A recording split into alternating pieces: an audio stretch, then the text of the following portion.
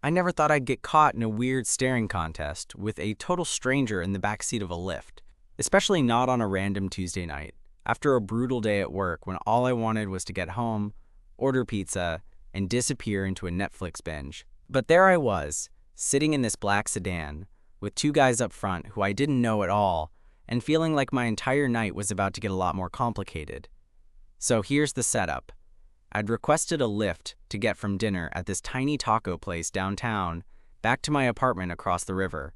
When the car pulled up, it was one of those older models with the peeling leather seats and a faint smell of air freshener that did nothing to mask the musk of fast food and sweat. The driver was a guy in his early 30s, friendly enough, but clearly tired. He greeted me with a nod, and I slid into the back seat. That's when I noticed the passenger next to him. At first, I thought he was just some friend or coworker, maybe a ride-along or somebody the driver had picked up earlier and was dropping off later. But the way this guy kept glancing in the rearview mirror at me, it wasn't casual. It was deliberate. Almost like he was trying to figure me out without saying a word. I glanced back at the mirror and caught his eyes. Dark, intense, and unsettlingly familiar, like he recognized me from somewhere but wasn't quite sure where.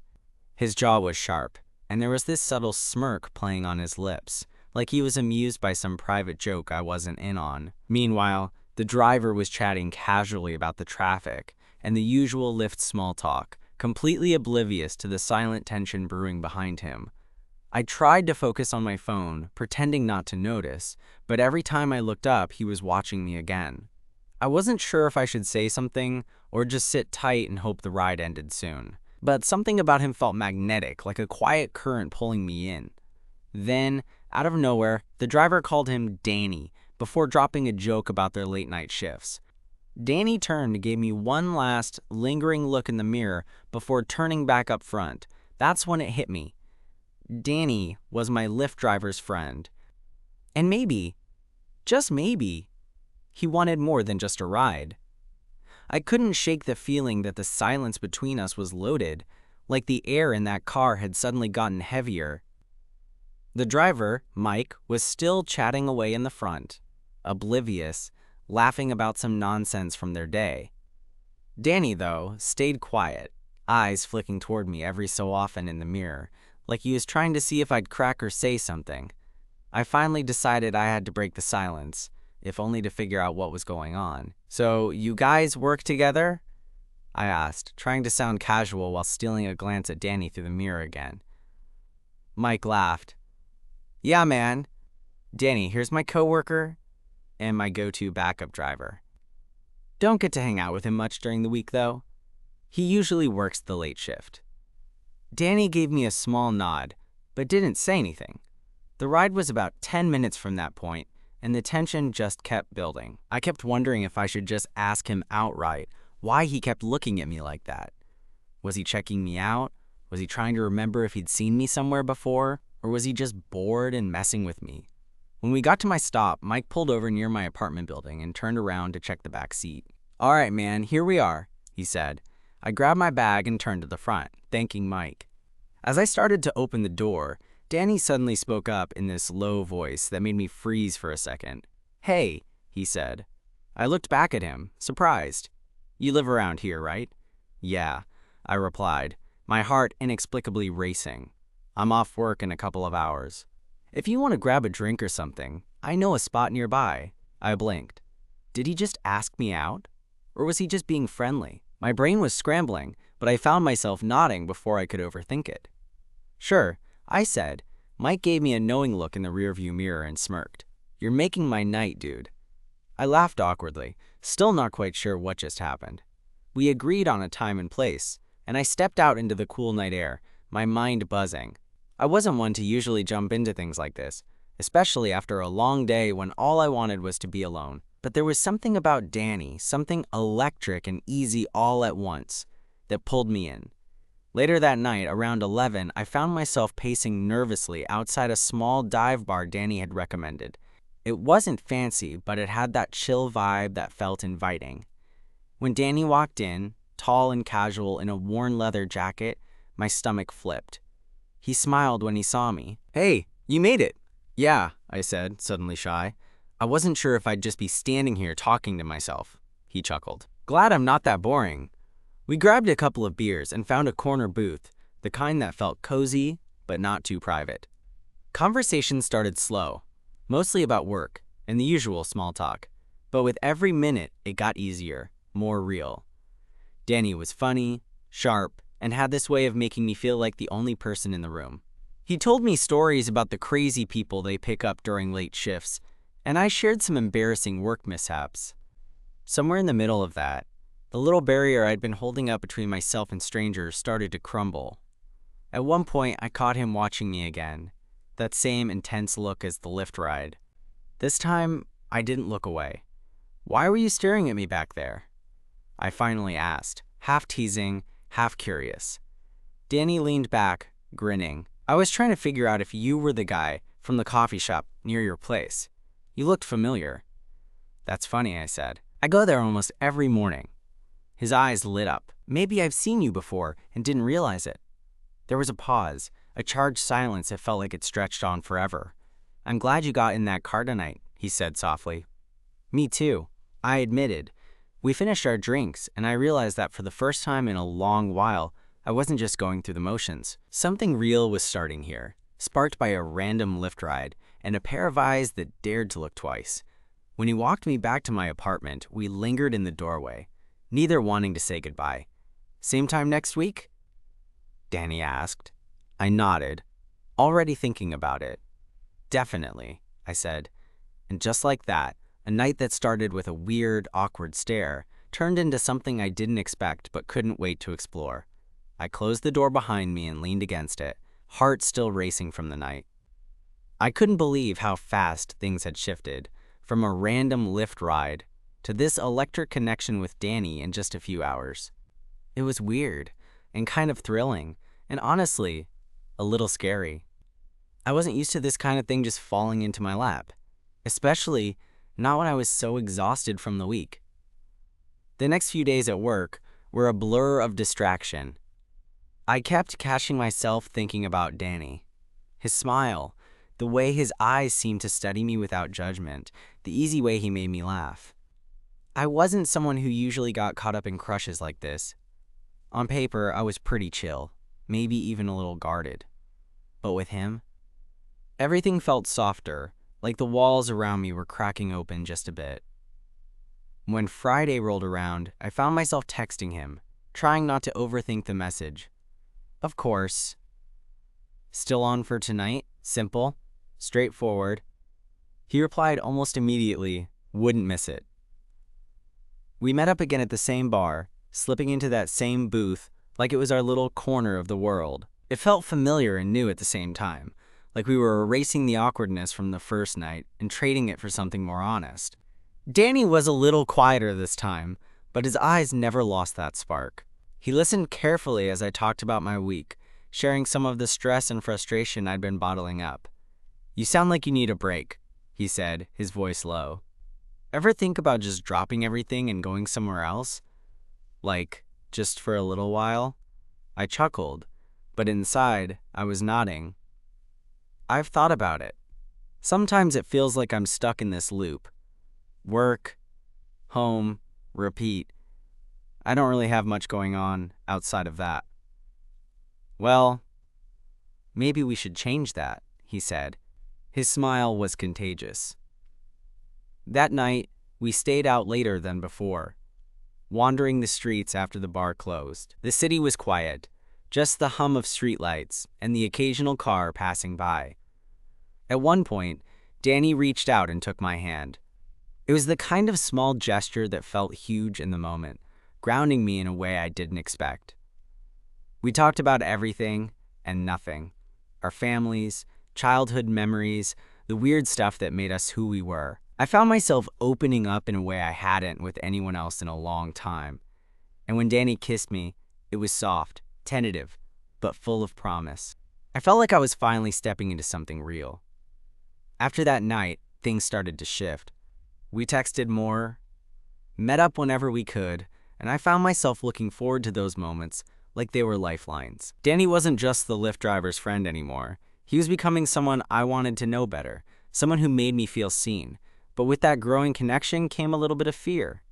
What if this was just a fling? What if I was reading too much into things? And maybe most of all, what would Mike think? I'd never asked, but I had this gut feeling that the dynamic between Danny and Mike was complicated, and I didn't want to step on any toes. One evening, after a couple of weeks of seeing each other, Danny invited me over to his place. It was small but cozy, filled with books and records stacked everywhere, and a few plants that looked like they'd been lovingly cared for. We cooked dinner together, laughing over burnt garlic bread and spilled wine, and then settled into the couch with a movie playing quietly in the background.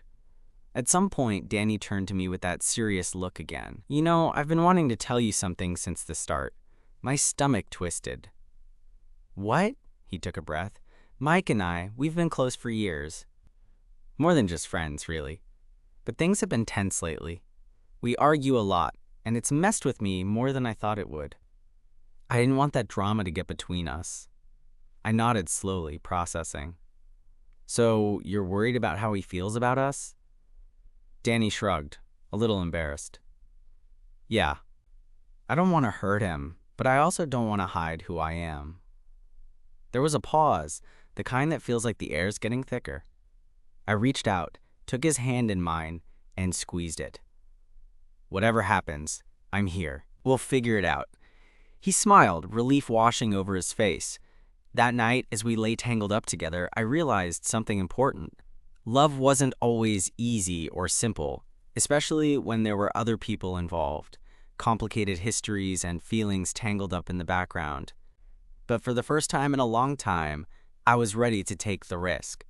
Because sometimes, the person who keeps looking at you in the mirror during a ride might just be the one who changes everything. After that night at Danny's, everything felt like it was moving in slow motion, but also speeding up all at once. I kept replaying his words over in my head, the tension between him and Mike, how complicated things were beneath the surface. I wanted to ask more, to understand what exactly was going on, but I also didn't want to push him too hard, too fast. The next day, I was at work, trying to focus on a mountain of emails, but my mind kept drifting to Danny. I finally texted him, "Hey, do you want to hang out tonight? Maybe talk more about us?" His reply was almost instant. "I'd like that." When I got off work, I met him at a quiet cafe we'd found together on one of our earlier dates. It was the kind of place that felt like a secret, tucked between a bookstore and a florist.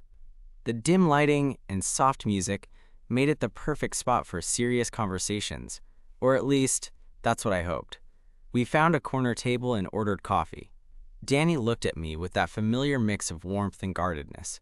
So I started, "Tell me about Mike. I mean, if you want to. I get the feeling there's more to the story."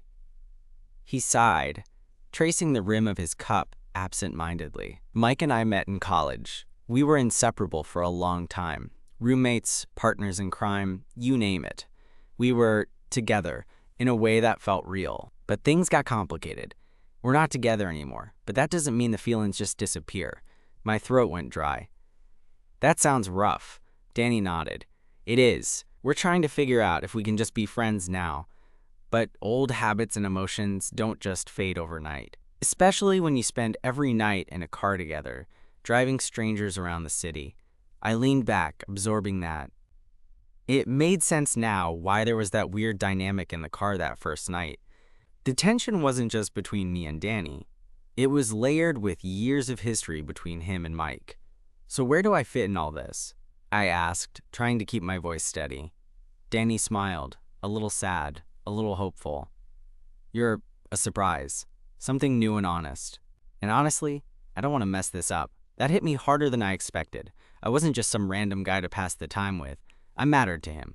But the fear of being a wedge in their complicated relationship lingered. After that night, I started seeing more of Danny, but we kept things low-key. He was cautious about introducing me to Mike, and I understood why. I didn't want to be the cause of more pain. Still, every time I saw Danny, the distance between us felt a little smaller, and the connection a little stronger. One weekend, Danny invited me to a small gathering at his place. It was mostly his friends from work, people I didn't know, and I was nervous about how Mike would react if he showed up. When I got there, Danny was cooking in the kitchen, and I got to meet a few of his coworkers. Everyone was friendly, but the spotlight was definitely on Danny. About an hour in, Mike arrived. I saw Danny stiffen for a moment, but then he smiled and introduced me. "Hey, this is Kyle. He's, my friend." Mike looked at me with those sharp eyes I'd come to recognize from that first ride. There was a long pause, and then he nodded. "Nice to meet you, Kyle." His voice was neutral, but there was something unreadable behind it. The night went on with awkward small talk and stolen glances between Danny and Mike. I tried to stay out of it, but the undercurrent was impossible to ignore. After the guests left, Danny pulled me aside. "I'm sorry about all that," he said quietly. "It's messy." I shook my head. "No, I get it. I don't want to be the cause of drama between you two. But I want to be honest with you two. I like you, Danny, and I'm willing to figure this out together if you are." He smiled, relief flooding his face. "I'm definitely willing." Over the next few weeks, things started to settle. Mike and Danny had long conversations, trying to redefine their relationship.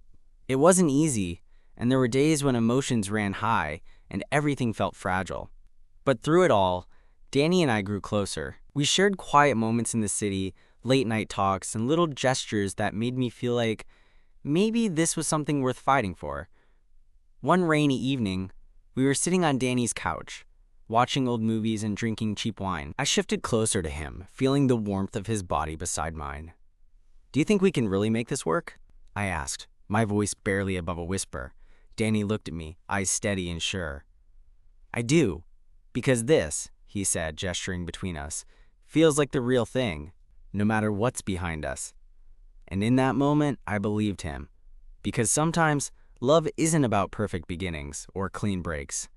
It's about finding someone who sees you, even in the messy parts, and choosing to stay anyway. In the weeks that followed, Danny and I started to carve out a rhythm that felt like ours alone. We weren't just two people trying to figure out a messy history. We were two guys who wanted something real, even if the path there was anything but smooth. One afternoon, I got a text from Danny while I was at a coffee shop, sitting with my laptop open but mostly daydreaming about him. It said, "Mike wants to talk. Tonight. You in?" My heart did a little flip. This was it. Crossing a line I'd been avoiding. I hesitated, fingers hovering over the keyboard. Should I say yes? What if Mike hated me? What if this blew up everything? But then I thought about how Danny looked when he was with me, the way his eyes softened, the laugh that came easier. If we wanted this to work, I had to be brave. "Yeah," I typed back. "I'll be there." Later that evening, I found myself standing outside Mike's apartment building, my nerves twisting in knots. Danny was next to me, quiet but steady. He squeezed my hand reassuringly as we buzzed his apartment. When the door opened, Mike was standing there, looking more serious than I'd ever seen him. He was wearing a faded hoodie, his usual easy grin replaced by something guarded and cautious. "Hey," he said, voice low. "Come in." The apartment was small and messy, but there was something warm about it. Old band posters covered the walls, and a stack of books teetered on the coffee table. Danny and I sat down, and Mike settled into an armchair across from us. "I wanted to talk because, well, this isn't just about me and Danny anymore," Mike began. "It's about all three of us. I've been pissed, hurt, confused. Seeing you two together made me realize how much I still care about him. But I don't want to be the obstacle between you." I nodded, trying to keep my voice steady. "I get it. This is complicated, but I like Danny a lot, and I want to be honest about that." Mike looked at Danny, then back at me. "I don't know what the future holds.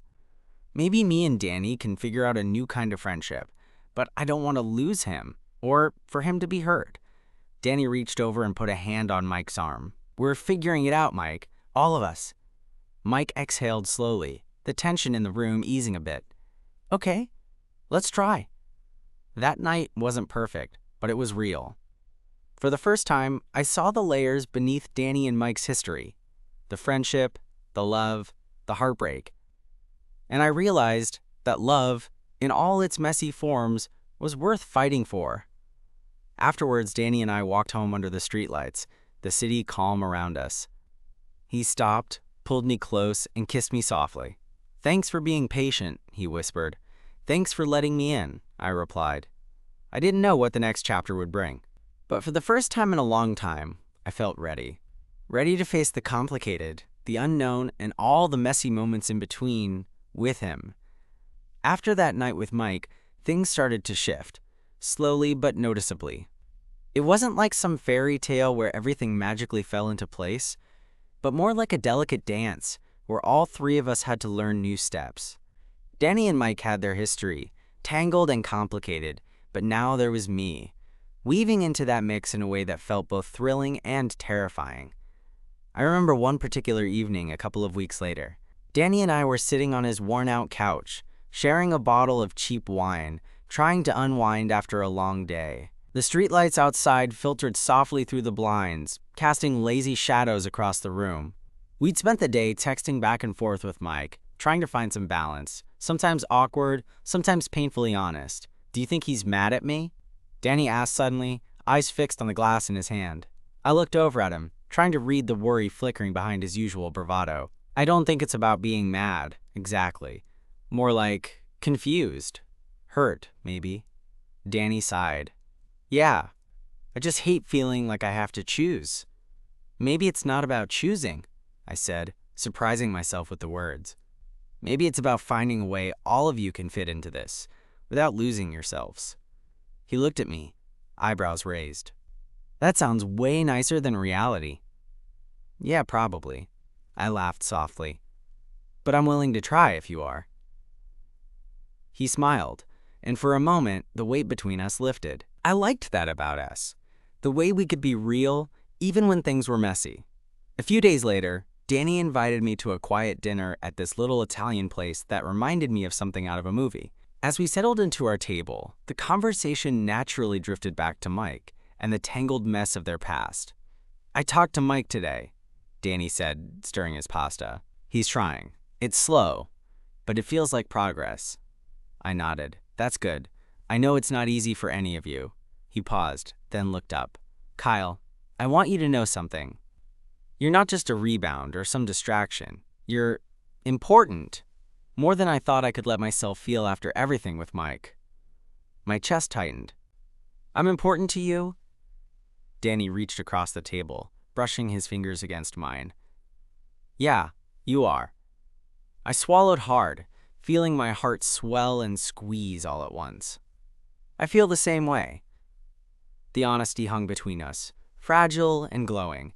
A few weeks after that dinner, I found myself invited to a rare group hangout with Mike, Danny, and some of their close friends. It was at a rooftop bar overlooking the city, the skyline glittering against the night sky. I was nervous, unsure how I'd fit into this close-knit circle, especially with the complicated history looming just beneath the surface. But the night surprised me.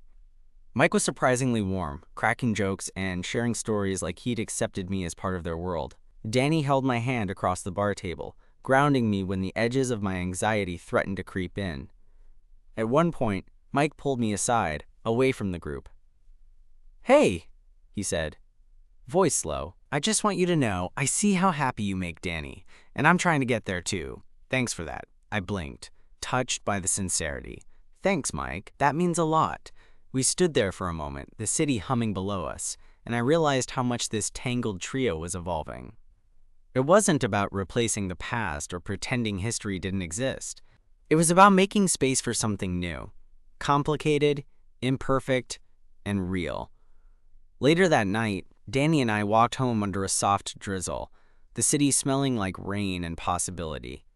"Crazy how a random Lyft ride brought us here, huh?" I said, laughing lightly. Danny grinned. "Yeah, who knew a guy staring at you through a mirror could change your life?" I squeezed his hand. "I'm glad he did." As we stopped outside my building, Danny leaned in, and our lips met in a quiet promise, one that said we'd keep figuring this out together, no matter what came next. And for the first time in a long time, I believed that maybe, just maybe, complicated love was the kind worth chasing. A few weeks after that rooftop night, things settled into a kind of unexpected normal. By normal, I mean the kind of normal that's a little messy but still feels right. Danny and I were seeing each other more regularly. Mike was gradually becoming part of the picture, not in a forced or awkward way, but like an old chord that was finding harmony again, even if the melody was a bit offbeat. One Friday evening, Danny texted me while I was wrapping up work. "Mike invited us over for dinner. You in?" I hesitated for a second, but then I remembered everything we'd been working through. I typed back, "Yeah, let's do it." The apartment Danny shared with Mike was a small 2-bedroom, the kind of place that looked lived in, with mismatched furniture and photos taped to the fridge. When we arrived, Mike was already there, cooking something that smelled like garlic and chili. They'd set up candles on the dining table, trying for ambiance. "Hey," Mike greeted me, his voice casual but with a hint of something softer beneath. "Hey," I replied, trying to keep my nerves in check. Danny slipped his arm around my waist as we sat down together. The three of us ate, talked, and laughed more than I expected. Mike shared stories about their crazy rides, the drunk passengers, the weird requests, the city's late-night weirdness. Danny's eyes would light up when Mike told a story, and I could see that old connection still there, simmering beneath the surface. After dinner, we moved into the living room. Danny put on some music, low and mellow, and I found myself sitting between the two of them on the couch. It felt strange at first. 3 people who'd once been 2, now trying to figure out what the 3 meant. Mike looked at me, then back at Danny. "I'm glad you found someone who makes you happy." Danny squeezed my hand, and for the first time, Mike smiled in a way that wasn't guarded. I realized then that maybe this was what healing looked like. Not a clean break, but a messy, imperfect dance where everyone had to adjust their steps. As the night wore on, Danny and I decided to head back to my place. Walking home, the city quiet except for distant sirens and the hum of streetlights, Danny reached for my hand. "You know," he said softly, "I'm really glad you stuck around." Even when things got complicated, I smiled, feeling warmth spread through me. "Me too. I don't want to stop now." He paused, then looked up at the stars, peeking through the clouds. Sometimes I wonder how different things would have been if we never crossed paths in that lift. I laughed. "Probably boring." "Definitely boring," he agreed. When we got to my apartment, we lingered in the doorway, reluctant to say goodnight. Danny pulled me close, and we kissed, slow, full of the kind of promise that felt like the start of something bigger. That night, as I lay in bed, I thought about how strange and unexpected life could be. A Lyft ride, a glance in a mirror, a complicated friendship turned into something new and raw. I wasn't sure where this was going, but for the first time in a long time, I was excited to find out. Because sometimes, love isn't about having all the answers. It's about being willing to take a chance, even when the path is uncertain, and seeing where it leads. And with Danny, I was ready to take that chance. Months passed, and with them came a quiet kind of peace I hadn't known I was craving. Danny and I kept building something steady, something that felt like it belonged to us, even with the tangled threads of the past still present, but no longer threatening to unravel everything. Mike and Danny's relationship had shifted too, less about what was lost and more about what could be. They found a new rhythm, one that included me without it feeling like an intrusion. One Sunday afternoon, Danny and I found ourselves sitting in the park near my apartment, the late spring sun warming our faces as kids played a few yards away. We weren't in any rush, just 2 people sharing the kind of comfortable silence that only comes when you've been around each other long enough to stop feeling the need to fill every moment. I looked over at him, tracing the curve of his smile with my eyes. "You ever think about how weird it is that all of this started because you kept looking at me in the mirror?" He laughed, a soft, genuine sound that made me grin. "I was trying to figure you out. Turns out I was just looking for a reason to stick around."